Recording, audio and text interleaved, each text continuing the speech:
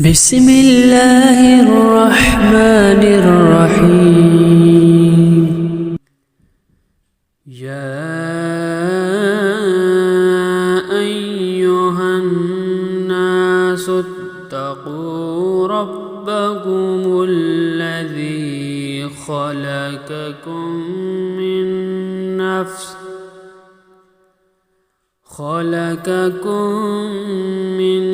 نفس واحدة وخلق منها زوجها وبث منهما رجالا كثيرا ونساء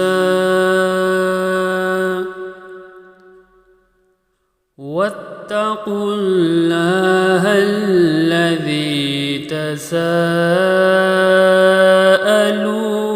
به والأرحام إن الله كان عليكم رقيبا.